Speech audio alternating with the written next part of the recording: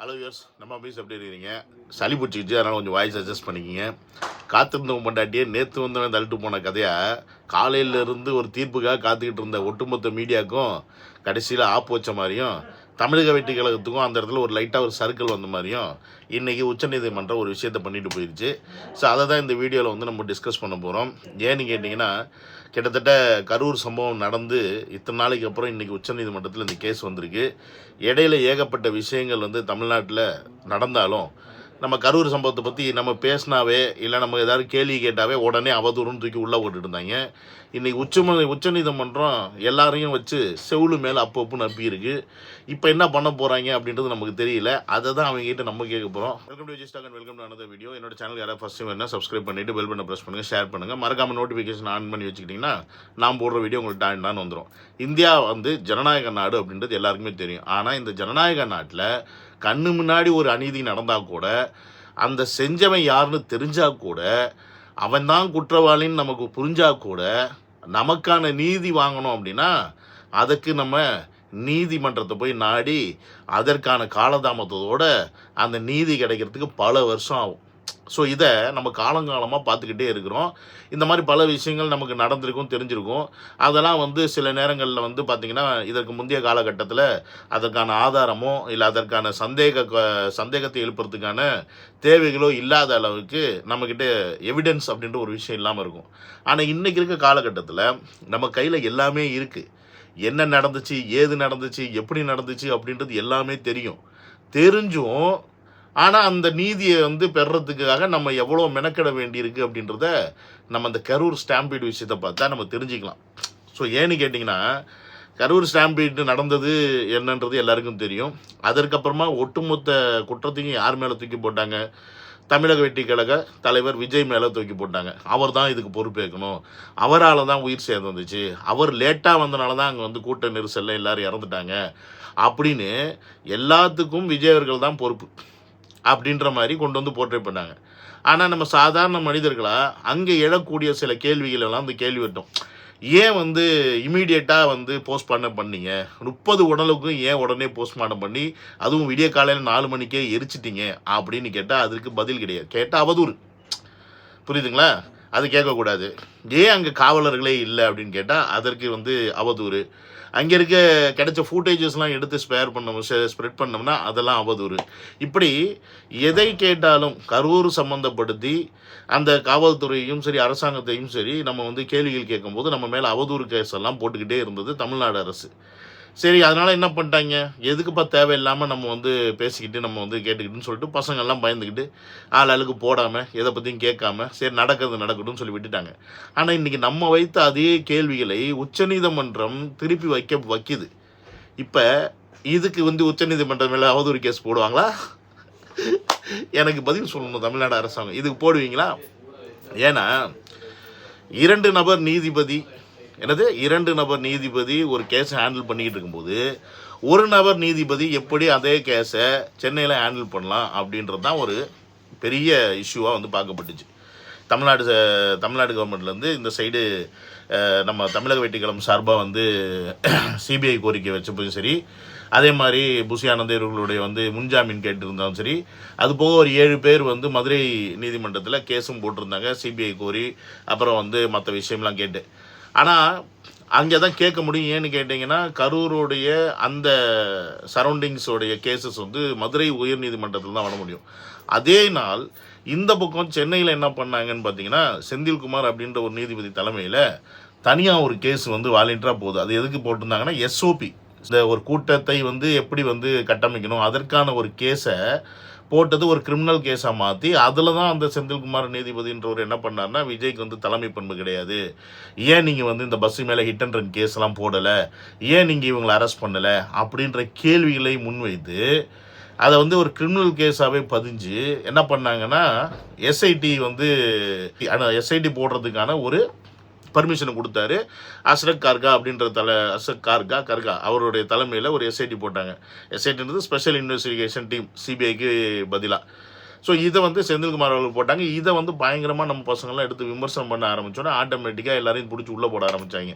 இது வந்து நீதிபதி அவமானம் பண்ணிட்டாங்க, நீதிபதி கேள்வி கேட்டாங்க அப்படின்னு. இதெல்லாம் நடந்தது. இப்போ கூட நம்ம வந்து யாரையும் கேள்வி கேட்கல, சொல்கிறோம் இதெல்லாம் நடந்துச்சுன்னு. இப்போ இதே கேள்விகளை தான் வந்து உச்சநீதிமன்றம் இன்றைக்கி ஃபுல்லாக தமிழ்நாடு அரசாங்கத்தை பார்த்து கேட்டிருக்கு. இப்போ இதுக்கு கேட்கும்போது ஏன் வந்து தமிழக அரசு வந்து அவதூறு கேஸ் போடாமல் ஏன் வாதாடிக்கிட்டு இருக்கீங்க இப்படின்னு கேட்டால் எப்படி இருக்கும்? கேனத்தனமாக இருக்குமா இருக்காதா? அப்போ அதுதான் இங்கே கேட்ட கேள்விகளை இன்றைக்கி சுப்ரீம் கோர்ட்டில் எல்லாரும் முன் வச்சுருக்காங்க. விஜய் அவர்கள் முதல்ல இவங்க குற்றம் சாட்டினது என்னென்னா அந்த இடத்த விட்டு ஓடிட்டாரு, தலைமை பண்பு இல்லை அப்படின்னு குற்றம் சாட்டினாங்க. பட் தமிழக வெற்றிக்கழகம் சார்பாக என்ன சொல்லியிருக்காங்க அப்படின்னு கேட்டிங்கன்னா, காவல்துறையின் இன்ஸ்ட்ரக்ஷன் பிரகாரம் தான் விஜய் அவர்கள் அந்த இடத்த விட்டு போனார். அதற்கப்புறமா அவருக்கு அடுத்த கட்ட லெவலில் இருக்கக்கூடிய நிர்வாகிகள் புஷானந்தோ இல்லை மற்ற துணை பொதுச்சாளரோ இவங்களாம் வந்து பார்க்கணும்னு கேட்டப்பையும் இல்லை நீங்கள் இங்கே வந்தால் பிரச்சனை ஆயிரும்னு சொல்லிட்டு வரவிடாமல் தடுத்ததும் காவல்துறை தான் அப்படின்ற ஒரு விஷயத்தையும் பதிவு பண்ணியிருக்காங்க.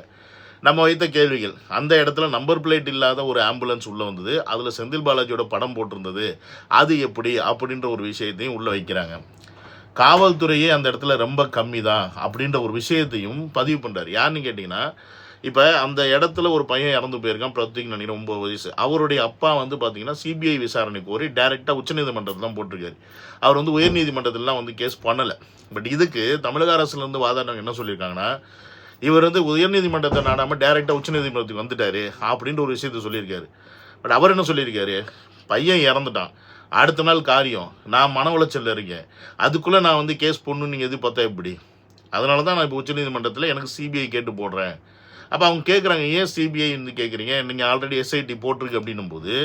பட் தமிழக வெற்றிக்கழகம் சார்பாக வந்து என்ன சொல்கிறாங்கன்னா, எஸ்ஐடி போட்டதில் எங்களுக்கு உடன்பாடு இல்லை. ஏன்னு கேட்டிங்கன்னா, எஸ்ஐடி தமிழ்நாட்டுடைய காவல்துறையை தான் அதே டீமில் இருக்கிறாங்க அப்படின்னும் போது அந்த எஸ்ஐடி விசாரணை எப்படி சரியாக நடைபெறும் அப்படின்ற சந்தேகம் இருக்குது. அந்த எஸ்ஐடியில் ஒன்று நீங்கள் வந்து தமிழ்நாடு காவல்துறை இல்லாமல் வேறு மாநிலத்தை காவல்துறையை நீங்கள் போடுங்க. ப்ளஸ் அது மட்டும் இல்லாமல் ஒரு நபர் விசாரணை ஆணையத்தை கூட நீங்கள் ஒரு உச்சநீதிமன்ற நீதிபதியோடைய தலைமையில் நீங்கள் இதை பண்ணுங்கள். தமிழ்நாட்டுடைய அரசாங்கம் ஒட்டுமொத்தமாக எங்கள் மேலே தான் வந்து குற்றச்சாட்டு வைக்குது அப்படின்னும் போது காவல்துறையிலிருந்து அரசாங்கத்திலேருந்து எல்லாருமே தமிழக வெற்றிக்கழகம் தான் முழு பொறுப்பேற்றுக்கணும், தமிழக வெற்றிக்கழகம் தான் இந்த ஸ்டாம்பீடுக்கான முழு காரணம் அப்படின்னு சொல்லும்போது அங்கே நடக்கக்கூடிய விசாரணை எப்படி சரியாக நடக்கும் அப்படின்ற சந்தேகம் எங்களுக்கு இருக்குது. அதனால் இப்போ தமிழக அரசு, அதாவது உயர்நீதிமன்றம் சென்னை உயர்நீதிமன்றம் செந்தில்குமார் அவர்கள் நியமித்த அந்த எஸ்ஐடி டீம் எங்களுக்கு நம்பிக்கை இல்லை, அதற்கு பதிலாக நீங்கள் வேறு ஒரு எஸ்ஐடி டீமை நீங்கள் ஃபார்ம் பண்ணி கொடுங்க அப்படின்ற மாதிரி தமிழக வெற்றிக்கழகம் சார்பாக இந்த வாதங்கள்லாம் வச்சுருக்காங்க. அதே மாதிரி நீதிமன்றமும் சராமாரியாக கேள்வி எழுப்பியிருக்கு. நீ மதுரையில் வந்து 2 தலைமை நீதிபதி வச்சு ஒரு கேஸ் போயிட்டு இருக்கும்போது அதே கேஸை நீ எப்படி ஒரு நீதிபதி வச்சு நீ சென்னையில் பண்ணுவேன் அப்படின்னு சொல்லி அரசாங்கத்தை பார்த்து செம்ம கேள்விகள் கேட்டிருக்கு. இவங்க என்ன பதில் சொல்கிறதுனே தெரியாமல் முழிச்சிட்டு இருந்திருக்காங்க. ஸோ அந்த அளவுக்கு ரொம்ப ஸ்ட்ராங்கான பயங்கரமான கேள்விகளை உச்சநீதிமன்றம் வச்சுருக்கு. இது முதல் நாள் விசாரணையிலே இவ்வளோ இருக்குது. இன்னும் போக போக இன்னும் பல எவிடன்ஸஸோட பல கேள்விகளை நம்ம தமிழக வெற்றிக்கழகம் சார்பாக வைக்கும்போது இது மிகப்பெரிய ஒரு நெருக்கடியாக கண்டிப்பாக அரசாங்கத்துக்கு ஆகும்.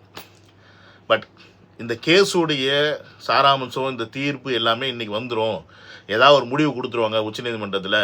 ஒன்று இந்த கேஸை வந்து சிபிஐ விசாரிக்கணும், அப்படி இல்லைன்னா எஸ்ஐடி சிறப்பு புலனாய்வு குழு வந்து வேறு ஒரு டீம் வந்து ரெடி பண்ணி கொடுப்பாங்க அப்படின்ற ஒரு நம்பிக்கையில் இருந்த எல்லாருக்கும் கடைசியில் என்ன ஆச்சுன்னு பார்த்தீங்கன்னா, இல்லை நீங்கள் வந்து இந்த கேஸை வந்து தேதி இல்லாமல் வந்து தள்ளி வச்சுட்டாங்க தீர்ப்பு கொடுக்குறதுக்கு.